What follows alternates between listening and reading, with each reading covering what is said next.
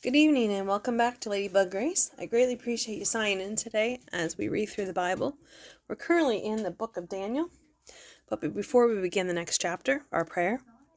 Father, as I read and receive your word, may it deeply be rooted in me, so when difficulty comes, it will be your word that encourages and strengthens me. Amen. So we're going to start at chapter 5 tonight. The writing on the wall. A number of years later, King Belshazzar gave a great feast for 1,000 of his nobles and drank wine with them.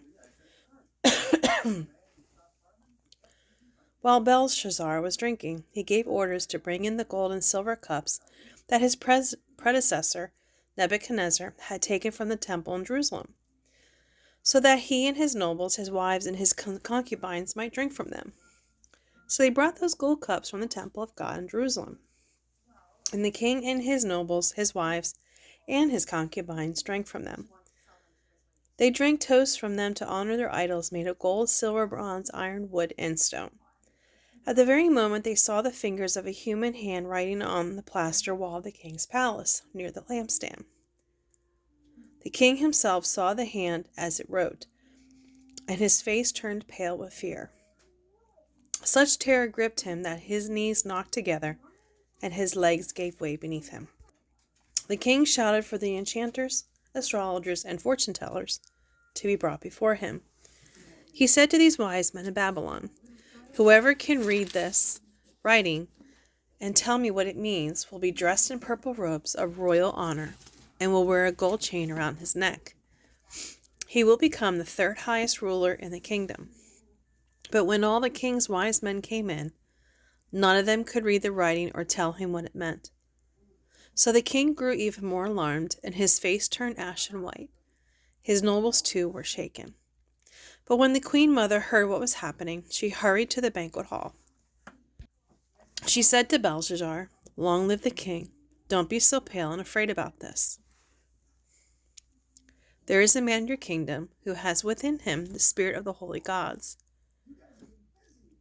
During Nebuchadnezzar's reign, this man was found to have insight, understanding, and wisdom as though he himself were a god. Your predecessor, King Nebuchadnezzar, made him chief over all the magicians, enchanters, astrologers, and fortune-tellers of Babylon. This man Daniel, whom the king named Belshazzar, has a sharp mind and is filled with divine knowledge and understanding. He can interpret dreams, explain riddles, and solve difficult problems. Call for Daniel, and he will tell you what the writing means." Daniel explains the writing. So Daniel was brought in before the king. The king asked him, "Are you Daniel, who was exiled from Judah by my predecessor, King Nebuchadnezzar? I have heard that you have the spirit of gods within you, and that you are filled with insight, understanding, and wisdom. My wise men and enchanters have tried to read this writing on the wall, but they cannot. I am told that you can give interpretations and solve difficult problems. If you can read those words and tell me their meaning, you will be clothed in purple robes of royal honor, and you will wear a gold chain around your neck. You will become the third highest ruler in the kingdom." Daniel answered the king, "Keep your gifts or give them to someone else, but I will tell you what the writing means.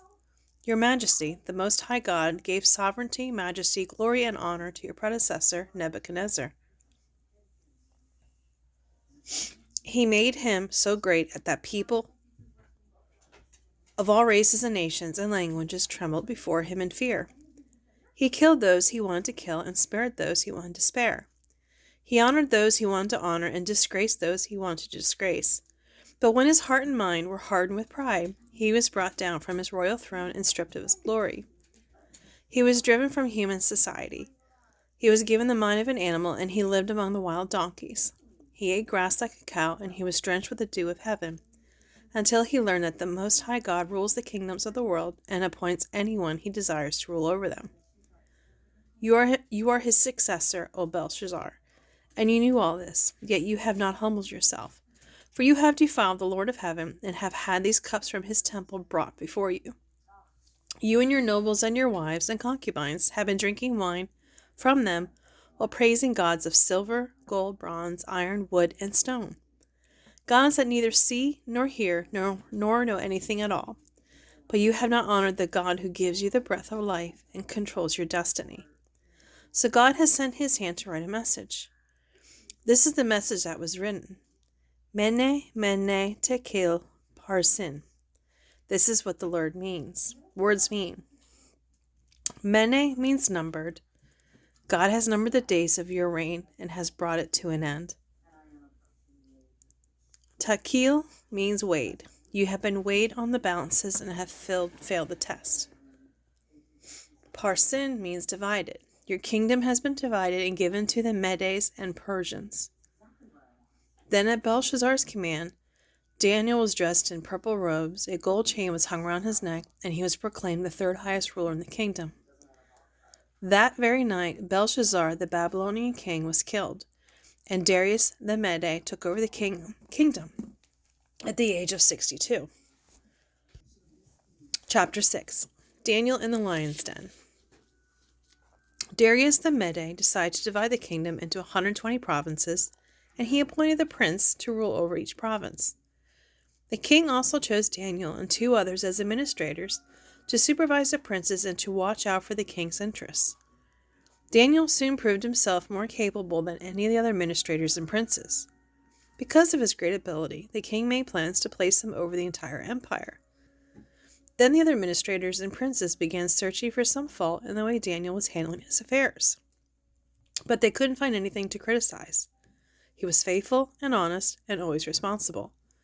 So they concluded our only chance of finding grounds for accusing Daniel would be in connection with the requirements of his religion. So the administrators and princes went to the king and said, Long live King Darius. We administrators, prefects, princes, and advisors, and other officials have unanimously agreed that your majesty should make a law that will strictly enforce. Give orders that for the next 30 days, anyone who prays to anyone, divine or human, except to your majesty, will be thrown to the lions. And let your majesty issue and sign this law so it cannot be changed. A law of the Medes and Persians which cannot be revoked.